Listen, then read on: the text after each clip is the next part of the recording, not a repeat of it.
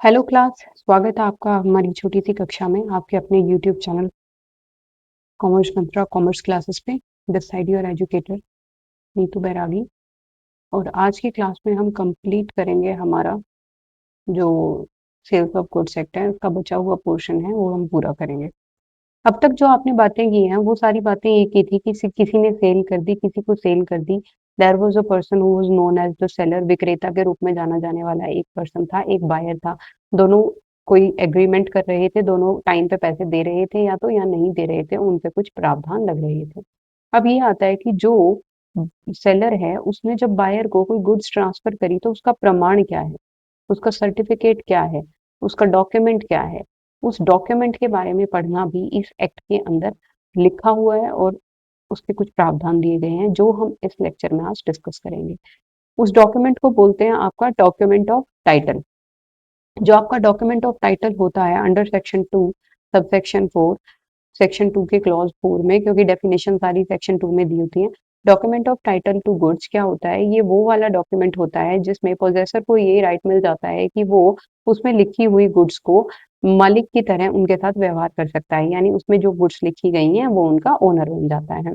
ये बिजनेस में सामान्य रूप से गुड्स के पोजेशन या उनके कंट्रोल का सर्टिफिकेशन होता है।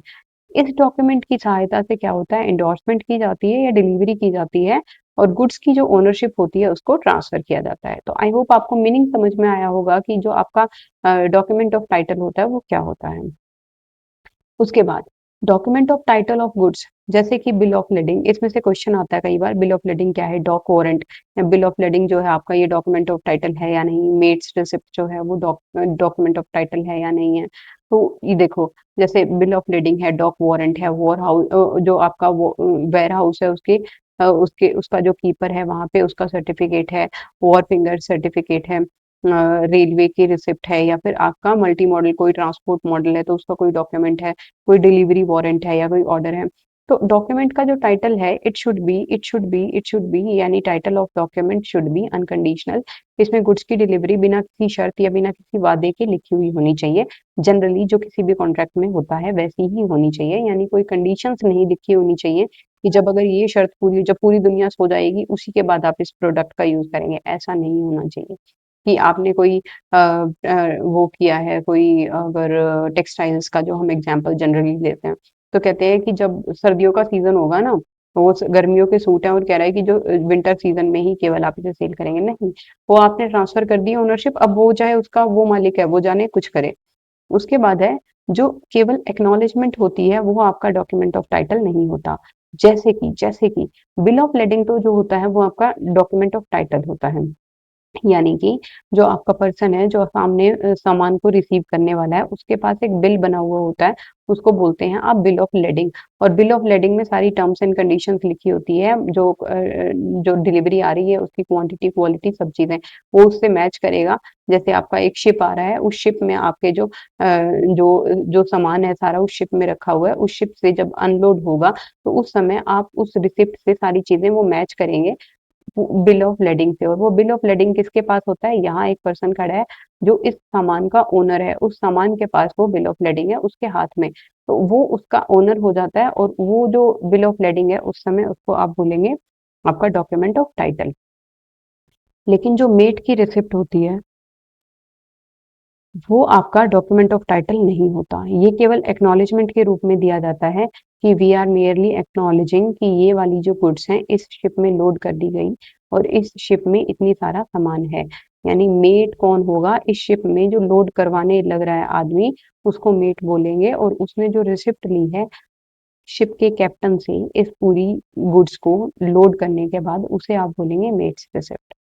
समझ में आई? यानी मेट्स रिसिप्ट मेट को कोई ऐसा टाइटल नहीं देती है कि आप इन गुड्स को यूज करें, whereas bill of lading, वो जो बिल ऑफ लेडिंग का होल्डर है उस बिल का, उसे ये राइट देता है कि वो उन गुड्स को यूज कर सकता है एज ओनर। राइट्स जो है आपका, ये जो राइट है इसकी एनफोर्समेंट कैसे होगी? कौन सा राइट? Ownership right. केवल बोनाफाइड होल्डर ही होगा जो इस डॉक्यूमेंट का, वो इसे या इस अधिकार को इनेक्ट कर सकता है। जैसे कि अगर किसी ने चोरी कर लिया बिल ऑफ लेडिंग और वो बोल दे कि शिप में जितना सामान आ रहा है वो मेरा है, ऐसा नहीं हो सकता। गलती से अगर उसे वो सामान मिल भी गया, मान लो ए पर्सन का गुड्स थी, डी पर्सन ने उसका बिल ऑफ लेडिंग चुरा लिया और वो उससे रसीद उसकी उसको ना जो मेट आ रहा है पूरा गुड्स लोड करवा के, उसने वो बिल ऑफ लेडिंग उसे दिखाया, उसने वो गुड्स उसे दे दी और अब ई ने उसी बिल ऑफ लेडिंग के बेस पे वो जो गुड्स थी वो ई को सेल कर दी, ई को सेल कर दी। यहाँ ए को कोई कहानी पता ही नहीं है, तो ना तो इसके पास अच्छा टाइटल था, गुड टाइटल नहीं था, और इसके पास भी फिर वैसा ही डिफेक्टेड टाइटल जो है वो ट्रांसफर होगा। ये जो होल्डर इन ड्यू कोर्स हो गया ना, जैसे कि अगर हम नेगोशिएबल इंस्ट्रूमेंट नहीं पढ़ा तो वो पढ़ के आना। नेगोशिएबल इंस्ट्रूमेंट में क्या होता है कि कोई भी नेगोशिएबल इंस्ट्रूमेंट है, उसके ड्यू कोर्स में अगर कोई भी उसका होल्डर बनता है इन गुड फेथ कंसिडरेशन देने के बाद और उस डेट से पहले जब उसकी पेमेंट होनी है, केवल 3 ही कंडीशंस होती हैं गुड फेथ में, पेमेंट देने के बाद और उस डेट से पहले जिस डेट को उसकी पेमेंट होनी है, तो जो भी उसका होल्डर बनेगा वो अगर खुद गुड फेथ में है तो उसको अच्छा टाइटल मिल जाएगा, चाहे उसने उस पर्सन से लिया हो वो जो चोरी करके आया है। लेकिन लेकिन लेकिन बिल ऑफ लेडिंग में ऐसा नहीं होगा। सेल्स ऑफ गुड्स एक्ट में साफ लिखा हुआ है कि ऐसा नहीं होगा। अगर किसी का डिफेक्टेड है टाइटल, जैसे कि डॉक्यूमेंट का जो टाइटल है वो अगर डिफेक्टेड है, तो जिसे वो ट्रांसफर कर रहा है उसका टाइटल जो है वो भी ऑटोमेटिकली डिफेक्टेड ही होगा। आई होप आपको यहाँ तक की जो कहानी है वो समझ में आई होगी। नहीं समझ में आई तो एक बार वीडियो को रिवाइंड करना, दोबारा सुनना, उसके बाद आगे बढ़ना, क्योंकि जो कॉन्सेप्ट रह जाते हैं वो रह जाते हैं। 2 बार सुनोगे समझ में आ जाएगी, 3 बार सुनोगे समझ में आ जाएगी। बिल्कुल आसान भाषा में, जितना हो सकता था उतनी आसान भाषा में मैंने आपको ये चीजें समझाई हैं। हिंदी में लिखे हुए नोट्स हैं, इन्हें भी पढ़ोगे तो आराम से समझ आ जाएंगी। उसके बाद है प्राइस। अब क्या था, गुड्स थी, सेलर था, बायर था, एक डेट थी, पर्टिकुलर प्राइस था, गुड्स के बदले गुड्स नहीं थी, तो वो प्राइस क्या होता है भाई? प्राइस क्या होता है? माल की बिक्री या सेल ऑफ गुड्स के लिए दी जाने वाली मनी कॉन्सिडरेशन को ही आप प्राइस बोलेंगे। केवल मनी कॉन्सिडरेशन को ही आप प्राइस बोलेंगे। केवल मनी कॉन्सिडरेशन को ही आप प्राइस बोलेंगे। मतलब केवल पैसे से ही सेल को पूरा किया जाना है। प्राइस का निर्धारण जो है वो कैसे किया जाएगा? प्राइस को इस तरीके से निर्धारित किया जा सकता है, जैसे कि कॉन्ट्रैक्ट में पहले से ही फिक्स कर दिया जाए कि ये वाला प्राइस पे किया जाएगा। दूसरा, कॉन्ट्रैक्ट में तय किसी भी प्रोसेस या वैल्यू सिस्टम के अनुसार प्राइस फिक्स कर दिया जाए। जैसे कंपनी किसी वैल्यूअर से चेक करवा रही है कि इसकी वैल्यू कितनी हो सकती है, बोली लगवा रही है, तो वैसे भी किया जा सकता है। पार्टीज के बीच में कोर्स ऑफ डीलिंग से भी तय हो सकता है, नेगोशिएशन से भी तय हो सकता है। उसके बाद रीजनेबल प्राइस की क्या डेफिनेशन है? अगर ऊपर दिए गए किसी भी तरीके से प्राइस फिक्स नहीं हुआ, तो बायर को सेलर को एक रीजनेबल प्राइस देना ही पड़ेगा। रीजनेबल प्राइस अलग अलग सिचुएशन में मार्केट कंडीशंस पे डिपेंड करेगा। ठीक है जी। अगर बायर ने माल रिसीव कर लिया और उसका यूज भी कर लिया, तो उसे रीजनेबल प्राइस चुकाना ही पड़ेगा। ऐसे नहीं कि अभी तक प्राइस फिक्स हुआ ही नहीं है, वो चीजों को यूज कर रहा है, नहीं, उसे प्राइस चुकाना ही पड़ेगा।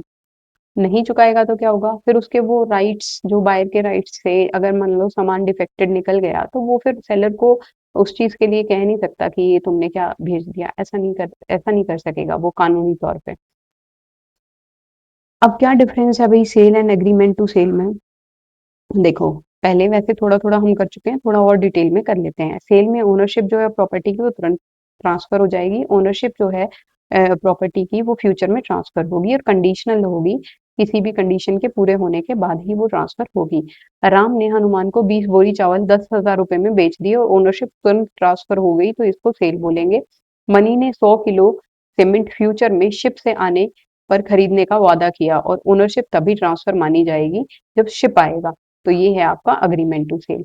अच्छा, इसमें ट्रांसफर ऑफ रिस्क, जैसे बायर का रिस्क हो जाता है जैसे ही transfer of the property takes place for a money consideration, whereas in case of the agreement to sell seller का रिस्क हो जाता है, क्योंकि जब तक ओनरशिप ट्रांसफर नहीं होगी तब तक रिस्क सेलर का ही है। अब ये चीजें दोबारा तो बताने की जरूरत नहीं है, मुझे लगता है कि रिस्क क्या होता है और रिस्क कैसे किस प्रकार से प्रभावित कर सकता है चीजों को, है ना? ये कर चुके हैं हम पहले लेक्चर में। राइट इन रेम, जो मैंने बताया ही था आपको कि सेल जब हो जाती है तो जो राइट है वो संपत्ति के अगेंस्ट आ जाता है, संपत्ति के अगेंस्ट आ जाता है या प्रॉपर्टी के अगेंस्ट आ जाता है। Whereas in case of the contract of sale right in persona आ जाता है या राइट इन परसोनम आता है। तो ये भी क्वेश्चन एमसीक्यू बन सकता है आपका। टाइप्स ऑफ गुड्स, केवल स्पेसिफिक या असर्टेन गुड्स के लिए ही आप सेल का कॉन्ट्रैक्ट कर सकते हैं, वेयर एज फ्यूचर गुड्स और कंटिजेंट गुड्स के लिए और स्पेसिफिक और असर्टेन्ड गुड्स के लिए, सभी प्रकार की गुड्स के लिए आप एग्रीमेंट टू सेल कर सकते हैं। लेकिन आपका जो सेल का कॉन्ट्रैक्ट है वो केवल एग्जिस्टिंग गुड्स के लिए, जो स्पेसिफाइड है, जो असर्टेन्ड है, उन्हीं के लिए होगा। अब ये गुड्स कौन सी हैं, ये अपने हमने दूसरा या आई थिंक थर्ड या सेकंड लेक्चर में किया हुआ है, वो सुन लेना। Types of contract, executed contract कौन सा होता है, सेल का कॉन्ट्रैक्ट जो है it is an executed contract, whereas जो एग्रीमेंट टू सेल है it is an executory contract. Executory का मतलब पहले ही लेक्चर में मैंने आपको बताया था कि जिसको भी पूरा किया जाना है, और एग्जीक्यूटेड जो पूरा हो चुका है हाथों हाथ, एक हाथ दे एक हाथ ले, वो होता है एग्जीक्यूटेड। और एग्जीक्यूटरी होता है कि इन फ्यूचर होएगी सारी चीजें। रेमिडीज ऑन ब्रीच, अगर बायर सेलर पर नॉन डिलीवरी के लिए केस कर देता है तो सेलर प्राइस के लिए केस कर सकता है, ठीक है। बायर ने सेलर पे केस कर दिया, कह रहा है कि डिलीवर नहीं किया उसने सामान, तो सेलर कह देगा प्राइस कहाँ है, हो सकता है। लेकिन ब्रीच ऑफ ब्रीच ब्रीच जो अगर आपका होता है एग्रीमेंट, एग्रीमेंट अगर ब्रीच हो रहा है तो इसके केस में डैमेजेस के लिए ही केस किया जा सकता है, प्राइस के लिए केस नहीं किया जा सकता। कौन करेगा प्राइस के लिए केस? अगर आप अटेंटिव हैं, सुन रहे हैं, तो मुझे लिख के बताना नीचे कमेंट सेक्शन में कि प्राइस के लिए केस कौन करेगा on the breach of the agreement to sale. आपको खुद को भी पता चलेगा कि आपने कितना समझा है, समझ आया है या नहीं आया। अगेन आई रिपीट कि ब्रीच अगर हो रही है एग्रीमेंट टू सेल की, तो डैमेजेस जो है प्राइस के, वो कौन क्लेम कर सकता है और किससे कर सकता है। Once sale is made, seller दोबारा माल नहीं बेच सकता, टाइटल बायर को मिल चुका है। लेकिन अग्रीमेंट टू सेल के केस में एवरीथिंग इज पॉसिबल, हमने देखा था पेरिशेबल गुड्स हैं तो क्या होगा, अगर गुड्स दूसरे नेचर के तो क्या होगा। बायर्स को क्या राइट मिल जाते हैं in case of sales, buyer sales से, बायर सेलर से डिलीवरी क्लेम कर सकता है in case of sales, in case of sales, whereas buyer सिर्फ डैमेजेस क्लेम कर सकता है in case of agreement to sale, agreement to sale. I hope यहाँ तक की राम कहानी आपको पूरी समझ में आई होगी, जो भी बोल बच्चन हमने करी है उसमें कुछ भी कंफ्यूजिंग नहीं था, जितना हो सकता था इजीली आपको समझाया गया है। ये पढ़ लेना। उसके बाद, इसके बाद जो आपका है it is condition and warranty. Again ये भी हम ना सेकंड लेक्चर में कर चुके हैं एक बार के लिए, तो फिर एक बार फिर से देख लेते हैं थोड़ा डिटेल में। कंडीशन क्या होता है, कंडीशन वो स्टिपुलेशन या वो शर्त होती है जो कॉन्ट्रैक्ट के मेन पर्पस के लिए आवश्यक होती है। अगर कंडीशन पूरी नहीं होती है तो अग्रीव्ड पार्टी जिसको नुकसान हुआ है कॉन्ट्रैक्ट रेपुडिएट कर सकती है, उसे ऐसा अधिकार मिल जाता है। मतलब अगर सेलर कंडीशन को पूरा नहीं करता है तो बायर कॉन्ट्रैक्ट को खत्म कर सकता है, गुड्स लेने से मना भी कर सकता है, अगर उसने पहले ही पेमेंट कर दी है तो प्राइस भी वापस ले सकता है, अगर डैमेज हुए हैं तो उनके लिए भी केस फाइल कर सकता है in case of the breach of condition. Condition क्या है, एसी रूम को ठंडा नहीं कर सकता, एसी रूम को ठंडा नहीं कर रहा, हमने एसी खरीदा था रूम को कूल करने के लिए, तो वो कंडीशन वहां पे टूटी, कंडीशन के टूटते ही ये सारी चीजें आप प्राइस भी वापस ले सकते हैं, कॉन्ट्रैक्ट खत्म कर सकते हैं, गुड्स लेंगे नहीं मना कर सकते हैं, और पेमेंट अगर पहले कर दिया तो वो पैसे वापस ले सकते हैं, कोई डैमेज हुआ है तो वो भी क्लेम वापस कर सकते हैं। जैसे कि बायर ने सेलर से एक घोड़ा खरीदा और साफ कहा था कि काला घोड़ा ही चाहिए, अगर सेलर उसे ब्राउन हॉर्स दे देता है तो ये कॉन्ट्रैक्ट कंडीशन का ब्रीच होगा, बायर पूरे कॉन्ट्रैक्ट को कैंसिल कर सकता है, क्योंकि उसने पहले, मैंने बताया था ना sale by description, sale by description first lecture में, जो आपकी कंडीशन होती है उसके कितने टाइप्स होते हैं। सबसे पहला होता है express condition, then comes your implied condition. Express condition वो कंडीशन होती है जो कॉन्ट्रैक्ट करते समय पार्टीज के बीच में एक्सप्रेसली स्पष्ट रूप से तय होती है। जैसे कि बायर कहता है कि केवल ब्लैक हॉर्स ही चाहिए, तो वो ब्लैक कलर एक कंडीशन है। वेयर एज जो कंडीशन इम्प्लाइड हो, जो मान ली जाए बाय डिफॉल्ट कि ये तो ऐसा होगा ही, जैसे कि पार्टीज ने एक्सप्रेसली कोई बात कही नहीं है लेकिन उनके कंडक्ट से ऐसा लग रहा है कि इससे ये चीज भी, जैसे कि इम्प्लाइड कंडीशन, इसका एक एग्जांपल देखते हैं। अगर बायर ने, अगर ये देखो, अगर बायर दुकान से मिल्क खरीदता है तो ये इम्प्लाइड कंडीशन है कि जो दूध है इट इज नॉट स्पॉइल्ड, ये फटा हुआ दूध नहीं है, खराब दूध नहीं है, तो ये इम्प्लाइड कंडीशन है। उसके बाद, उसके बाद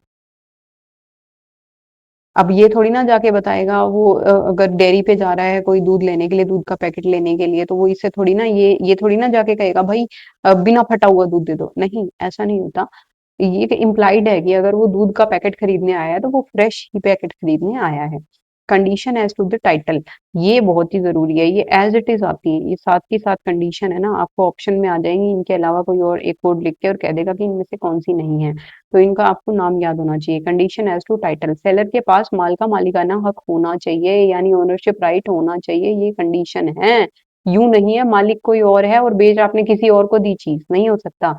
condition as to description, goods description के अनुसार ही होनी चाहिए।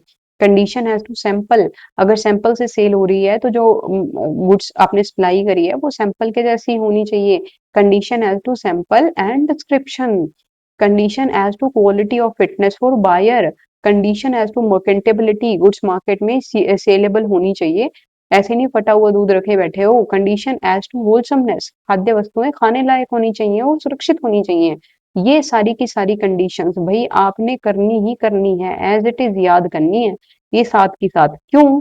क्योंकि वारंटी के भी कुछ ऐसी होते हैं, प्रिंसिपल्स होते हैं, वो मैं आपको बाद में बताती हूँ। इससे पहले एक बार फिर से ये रिवाइज करवा दूं आपको थोड़ा सा, ताकि जब वो वाली आए वारंटी वाली, तब आपको इनमें और उनमें कंफ्यूजन ना हो। एक तो आपका टाइटल जो है वो आप ही का हो, यानी अगर आप यूजर हैं, आप बायर हैं, तो टाइटल आपको मिलेगा उसका। डिस्क्रिप्शन जो है जैसी आपने दी थी या जैसी शॉपकीपर ने दी थी वैसी ही हो। Good sample, as per sample होनी चाहिए, एज पर डिस्क्रिप्शन होनी चाहिए, as per sample and description होनी चाहिए। क्वालिटी ऑफ फिटनेस होनी चाहिए एंड मर्केंटेबल क्वालिटी होनी चाहिए एंड होलसमनेस होनी चाहिए। उसके बाद आती है जी वारंटी। वारंटी वो स्टिपुलेशन होती है जो सेकेंडरी या ऑक्सिलरी होती है, कोलेटरल होती है। अगर वारंटी टूट भी जाती है तो बायर जो है वो केवल डैमेजेस क्लेम कर सकता है, गुड्स को रिजेक्ट नहीं कर सकता, कॉन्ट्रैक्ट को कैंसिल भी नहीं कर सकता। जैसे कि कंडीशन अगर टूट गई तो कॉन्ट्रैक्ट पूरा कैंसिल, वेयर एज वारंटी अगर टूट गई तो केवल नुकसान की भरपाई हो सकती है, पूरा कॉन्ट्रैक्ट कैंसिल नहीं होगा। बायर ने सेलर से एक नया मोबाइल खरीदा था। सेलर ने वारंटी दी थी कि 1 साल तक बैटरी रिप्लेस करी जाएगी फ्री में। अगर बैटरी खराब हो जाती है तो बैटरी जो जो बायर है वो केवल डैमेजेस या रिप्लेसमेंट ही क्लेम कर सकता है। वो ये नहीं कह सकता कि मोबाइल रखो अपना, इसकी बैटरी खराब होगी। उसने कहा ही नहीं था, उसने कहा था कि 1 साल के अंदर अंदर अगर बैटरी खराब हो जाती है तो मैं, उसके अलावा जैसे कि पूरा फोन ही खराब हो गया, उसका सिस्टम ही नहीं काम कर रहा, तो उस केस में आप मोबाइल लौटा सकते हैं, क्योंकि उसका जो फंक्शन था कोर वो ही नहीं काम कर रहा। उस केस में ब्रीच ऑफ कंडीशन माना जाएगा, वारंटी नहीं। और ब्रीच ऑफ वारंटी के केस में केवल आप डैमेजेस क्लेम कर सकते हैं। तो वारंटी के कितने प्रकार होते हैं? अगेन जैसे कंडीशन के प्रकार थे वैसे वारंटी के प्रकार हैं। तो एक तो एक्सप्रेस वारंटी होता है, जैसे कंडीशन जो अगर आप कॉन्ट्रैक्ट कर रहे हैं तो उसमें एक्सप्रेसली लिखा होता है, लिखी गई वारंटी जो होती है उसको आप एक्सप्रेस वारंटी बोलते हैं। जैसे कि कार इंजन 2 साल की वारंटी के साथ आता है तो वो होती है express warranty. Whereas implied warranty कौन सी होती है? जो लॉ के अनुसार अपने आप हर कॉन्ट्रैक्ट में शामिल की जाती है। जैसे कि मेन इम्प्लाइड वारंटी कैसी कैसी हो सकती है? Warranty as to the quiet possession, मालिक को जो हक मिला है वो क्वाइट पोजेशन, यानी कि वो कोई डिस्प्यूटेड पोजेशन का नहीं मिला है, यानी चोरी चोरी करा हुआ माल आपको नहीं बेच दिया गया है। वारंटी अगेंस्ट द इनकम्बरेंसेस, गुड्स के ऊपर एक चीज तो ये हो सकती है कि किसी ने आपको चोरी करके वो माल बेच दिया हो, दूसरा ये हो सकता है कि खुद की ही चीज कहीं गिरवी रखी हुई थी सेलर ने और वो आपको बेच दी, तो उसको बोलते हैं इनकम्बरेंस। तो जो आपकी गुड्स आपके पास आई है एज बायर वो फ्री फ्रॉम इनकम्बरेंसेस भी होनी चाहिए। ये है आपका जो वारंटी अगेंस्ट इनकम्बरेंसेस। फिर आता है warranty to disclose dangerous nature of goods. अगर गुड्स खतरनाक प्रकार की है तो सेलर को ये बता देना चाहिए पहले कि घोड़ा जो आप लेके जा रहे हैं काले रंग का है, रेस वाला घोड़ा है, लेकिन ये लात मारता है, तो वो आपको बात बता देनी चाहिए, ठीक है? ये हम कर चुके हैं, ये टेबल हम कर चुके हैं कि कंडीशन और वारंटी में क्या अंतर होता है। तो कंडीशन क्या होता है? मेन पर्पज से एसेंशियल होता है और वारंटी ऑक्सिलरी होती है। इफेक्ट ऑफ ब्रीच कॉन्ट्रैक्ट अगर जो है कैंसिल हो जाता है तो केवल डैमेजेस क्लेम कर सकते हैं इन केस ऑफ कंडीशन के ब्रीच होने पे। डैमेजेस भी क्लेम कर सकते हैं, कॉन्ट्रैक्ट भी कैंसिल कर सकते हैं, पैसे भी वापस ले सकते हैं। But if there is a breach of the warranty only, तो उस केस में आप जो है कॉन्ट्रैक्ट को कैंसिल नहीं कर सकते, केवल डैमेजेस क्लेम कर सकते हैं। उसके बाद इम्पोर्टेंस, बहुत ही महत्वपूर्ण, कॉन्ट्रैक्ट का मूल आधार होता है क्या? जो आपकी कंडीशन होती है, लेकिन वारंटी है वो उतनी इंपॉर्टेंट नहीं होती। कॉन्ट्रैक्ट जो है वो इनके बिना भी पूरा हो सकता है। जो कंडीशन है उसके ब्रीच को वारंटी की तरह ट्रीट किया जा सकता है, लेकिन वारंटी के ब्रीच को कभी भी कंडीशन के ब्रीच की तरह ट्रीट नहीं किया जा सकता। ये भी कब, जो अगर कंडीशन ब्रीच हुई है उसको भी वारंटी कब माना जा सकता है, जब अगर बायर चाहे, केवल तभी। उसके बाद डिलीवरी ऑफ गुड्स, माल की सुपुर्दगी। देखना, डिलीवरी एक व्यक्ति से दूसरे व्यक्ति को गुड्स का वॉलेंटरी ट्रांसफर ऑफ पोजीशन है। जैसे फ्रॉड या फिर थेफ्ट से ली हुई चीजें या जबरदस्ती ली हुई चीजें जो होती हैं, उनकी डिलीवरी, जो जो उनकी जो पोजेशन है आपके पास, उसको डिलीवरी नहीं माना जाता। फिर डिलीवरी के कितने प्रकार होते हैं, ये यहाँ से भी बहुत सारे क्वेश्चंस बनते हैं। डिलीवरी के कितने प्रकार होते हैं? सबसे पहला आता है आपका एक्चुअल डिलीवरी। गुड्स को फिजिकली बायर ने दे दिया, जैसे कि सेलर ने कार बायर को डायरेक्टली कार सौंप दी। उसके बाद आता है सिंबॉलिक डिलीवरी, जब गुड्स बल्कि हो और सीधे देना संभव नहीं हो, तो एक सिंबल देकर डिलीवरी पूरी कर दी जाती है। जैसे कि वेयर हाउस की चाबी देकर बायर ने, जो कार थी, बोला कि इस वेयर हाउस में है, इसकी चाबी है आपके पास ये, और ये कार आपकी हुई आज से। कंस्ट्रक्टिव समझ में आ रहा है ना, समझ में आ रहा है ना। एक्चुअल डिलीवरी, ए पर्सन ने बी पर्सन को ए पर्सन ने बी पर्सन को बुक्स दे दी, कहता है ये एक्चुअली डिलीवर हुई है और ये आपकी हुई है आज से। सिंबॉलिक डिलीवरी, जो आप महिंद्रा थार लेके आते हैं उसकी चाबी आपको पकड़ाई जाएगी, उसको बोलेंगे सिंबॉलिक डिलीवरी। उसके बाद आता है आपका कंस्ट्रक्टिव डिलीवरी। ये ना एक्चुअल डिलीवरी होती है ना सिंबॉलिक डिलीवरी होती है, ये कोई तीसरा ही व्यक्ति, जैसे कि जो आपकी, जो अगर मान लो वेयर हाउस का कीपर है, उसने ये मान लिया कि जो गुड्स है वो वायर के बिहाफ पे, उसने, जैसे आपका ड्राइवर गया महिंद्रा के शोरूम पे, उसने आपके बिहाफ पे वो जो कार है उसकी ओनरशिप ले ली, इसकी थार की या स्कॉर्पियो की। तो वो वाली जो ओनरशिप वो जो ले रहा है, वो उसे कंस्ट्रक्टिव डिलीवरी बोलते हैं। उसमें ना तो आपको चाबी मिल रही है ना आपको गाड़ी मिल रही है, उसमें आपका एक एजेंट गया है, आपका ड्राइवर गया है और उसको डिलीवरी मिल रही है, तो उसको बोलेंगे कंस्ट्रक्टिव डिलीवरी। दूसरा इसका जो वेयर हाउस वाला जो टिपिकल एग्जाम्पल लिया जाता है वो ऐसा है कि किसी गोदाम में 100 मीट्रिक टन गेहूं पड़ा है, आपने वो गेहूं खरीद लिया आईएफसी से। अब उसका जो गेट कीपर है ना, आज तक तो वो गवर्नमेंट ऑफ इंडिया या हरियाणा सरकार की तरफ से उसकी रखवाली कर रहा था, आज से वो आपके लिए उसकी रखवाली करेगा। यानी कंस्ट्रक्टिवली वो जो गुड्स थी 100 मीट्रिक टन व्हीट, वो आज से आपकी हो गई। ठीक है, समझ में आ गई कि एक्चुअल डिलीवरी क्या होती है, सिंबॉलिक डिलीवरी क्या होती है और कंस्ट्रक्टिव डिलीवरी क्या होती है। उसके बाद डिलीवरी से जुड़े कुछ रूल्स होते हैं। डिलीवरी कब इफेक्टिव मानी जाएगी, एक्चुअल, सिंबॉलिक या कंस्ट्रक्टिव, कोई भी प्रकार की डिलीवरी हो, बायर को गुड्स का पोजीशन मिलना ही चाहिए। उसके बाद डिलीवरी और पेमेंट कंकरेंट कंडीशन होती हैं, जैसे कि सेलर तभी माल देगा जब बायर प्राइस देने के लिए तैयार हो जाए, या बायर तभी प्राइस देगा जब सेलर गुड्स की पोजीशन देने के लिए तैयार हो जाए, अनलेस कॉन्ट्रैक्ट में कुछ और लिखा है तो वो माना जाएगा। पार्ट डिलीवरी, अगर गुड्स का हिस्सा डिलीवर होता है तो पूरे लॉट को की जो इंटेंशन से, अगर देखना गुड्स का कुछ हिस्सा डिलीवर हो रहा है पूरे लॉट की इंटेंशन से, तो यह पूरे लॉट की डिलीवरी मानी जाएगी। यानी जो ये मान लो ये 100 मीट्रिक टन है, मुझे ना गुड़गांव से हिसार में ये शिफ्ट करना है, तो वहां से मैंने कुछ डिलीवरी या कुछ 2-4 ट्रक मंगवा लिए यहाँ के गोडाउन्स में रखने के लिए, तो ये माना जाएगा कि मैंने वो पूरा ही गोडाउन यहाँ ढो लिया है, चाहे वो धीरे धीरे आए, लेकिन पार्ट डिलीवरी भी हुई है तो मान लिया जाएगा कि डिलीवरी पूरी हो गई है। Buyer to apply for delivery, seller पर डिलीवरी का बोझ नहीं है जब तक कि बायर खुद ना कहे कि डिलीवर कर दो माल। उसके बाद है प्लेस ऑफ डिलीवरी, कॉन्ट्रैक्ट में जगह तय की गई होगी उसी को आप प्लेस ऑफ डिलीवरी मानेंगे, वहीं पे ही आप जो गुड्स हैं उनको पहुंचाएंगे। टाइम ऑफ डिलीवरी, कॉन्ट्रैक्ट की समय ही तय हो गई होगी कि इस टाइम पे जो गुड्स हैं वो डिलीवर हो जाएंगी, अनलेस वहां पे एक रीजनेबल टाइम है, अगर वो डिसाइड नहीं हुआ था। वही दूध वाला एग्जाम्पल कि आज शाम को चाहिए तो शाम को चाहिए, यूं नहीं है कि आप कल सुबह आके बोल रहे हैं। तो उसके बाद है रॉन्ग क्वांटिटी डिलीवरी, अगर हो जाती है शॉर्ट डिलीवरी, अगर हो जाती है तो बायर रिजेक्ट भी कर सकता है, एक्सेप्ट भी कर सकता है, डैमेजेस के लिए भी क्लेम कर सकता है कि बाद में भेज देना भाई, कोई बात नहीं, अभी जो जितना आया है उतना रख लिया, उसका जो बैलेंस है वो बाद में भेज देना, ये भी कर सकता है। या पूरे लॉट को वो रिजेक्ट करके ये भी बोल सकता है कि मुझे चाहिए ही नहीं डिलीवरी। उसके बाद है एक्सेस डिलीवरी, बाय रिजेक्ट या फिर पार्शली एक्सेप्ट कर सकता है या फुल्ली एक्सेप्ट कर सकता है। उसके बाद है mixed delivery, mixed delivery. Mixed delivery क्या होती है, कॉन्ट्रेक्चुअल गुड्स एक्सेप्ट भी कर सकता है या फिर बाकी को रिजेक्ट भी कर सकता है या पूरा लॉट भी रिजेक्ट कर सकता है।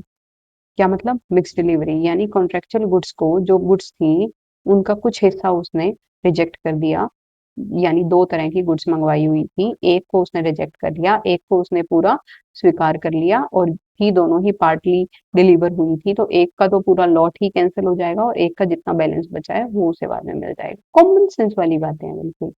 इंस्टॉलमेंट डिलीवरी, नॉर्मली बायर जो है इंस्टॉलमेंट डिलीवरी लेने के लिए बाध्य नहीं होता जब तक ये कॉन्ट्रैक्ट एक्सप्रेसली या इम्प्लाइडली वो चीज अलाउ ना करे। ब्रीच किसी भी इंस्टॉलमेंट में हो तो पूरा कॉन्ट्रैक्ट टर्मिनेट हो जाता है, ये फैक्ट पर डिपेंड करता है। ऑक्शन सेल, एक छोटा सा टॉपिक है ये, ऑक्शन सेल, ये और कर लेते हैं। ऑक्शन के कुछ रूल्स दिए हुए हैं, ऑक्शन के कुछ रूल्स दिए हुए हैं, बिल्कुल छोटा सा टॉपिक हमारा बचा है, उसके बाद हमारा ये टॉपिक पूरा समाप्त हो जाएगा। देखना, ऑक्शन जो होता है पब्लिक सेल होती है, वहां पे गुड्स की हाईएस्ट बिडर जो होता है, गुड्स की सबसे ऊंची बोली लगाने वाला जो व्यक्ति होता है, उसको जो ऑक्शनर होता है, जो ऑक्शनियर होता है, जो सेलर का एजेंट होता है, वो उन्हें वो चीजें बेच देता है। ठीक है, वो 3 करोड़ 1, 3 करोड़ 2, 3 करोड़ 4, है ना, 3 करोड़ 2, वो होता है ना, 3 करोड़ के पे बोली लग रही है, 3CR1, 3CR2 and 3CR3 sold. तो वो ऑक्शनियर होता है, वो सेलर का एजेंट होता है, और वो उस पर्सन को वो चीजें बेचेगा जो उसकी सबसे ऊंची बोली लगा रहा होगा। रूल्स क्या है ऑक्शन के? अगर जो आपका गुड्स हैं उसमें ऑक्शन, अगर वो गुड्स ऑक्शन पे रखा गया है तो हर लॉट एक अलग कॉन्ट्रैक्ट माना जाएगा। अगर कई तरह के लॉट्स हैं तो हर एक लॉट को एक अलग ऑक्शन के तौर पे कंसीडर किया जाएगा, उनके लिए अलग अलग ऑक्शन की जाएंगी। सेल्स कंप्लीट तभी मानी जाएगी जब ऑक्शनर हैमर गिराकर या कोई भी कस्टमरी मेथड उनका है वो करके वो अनाउंस कर दे कि ये चीज इसकी हुई। सेलर अपना या किसी एक व्यक्ति का राइट टू बिड रिजर्व रख सकता है, एंड सेलर द्वारा प्रिटेंडेड बिडिंग या फिर पफर द्वारा प्राइस बढ़वाए जाने को इलीगल भी बोलते हैं, यानी ऐसे ही बस बोलियां बढ़वाई जा रही है तो उसको इलीगल। एंड अगर राइट टू बिड रिजर्व नहीं है तो सेलर खुद या उसके बिहाफ पे कोई बिड नहीं कर सकता, ऐसा सेल फ्रॉडुलेंट माना जाएगा। ऑक्शनियर रिजर्व प्राइस फिक्स कर सकता है, इसमें कम से कम, बस ये है ना, बड़ा ही इजी है। ऑक्शनियर वारंटी देता है कि उसके पास बेचने का अधिकार है और बायर शांतिपूर्वक वो पोजीशन ले सकता है। That is all, that is all, that is all, that is all. ये कॉन्ट्रैक्ट एक्ट हमारा यहाँ पे पूरा हुआ है। ये सारी चीजें पढ़ लेना, और ये सारी चीजें आराम से रिवाइज कर लेना। कोई डाउट हो व्हाट्सएप पे पूछ सकते हो, कोई डाउट हो इसी वीडियो के कमेंट्स में भी लिख सकते हो। इसका पीडीएफ आपको इस नंबर पे व्हाट्सएप मैसेज कर देना, उस पे मिल जाएगा। तो thank you so much for watching, यहाँ तक बने रहने के लिए आपका दिल से धन्यवाद। Thank you. वीडियोस पसंद आ रही हो, कंटेंट अच्छा लग रहा हो तो आप शेयर कर सकते हैं अपने दोस्तों के साथ।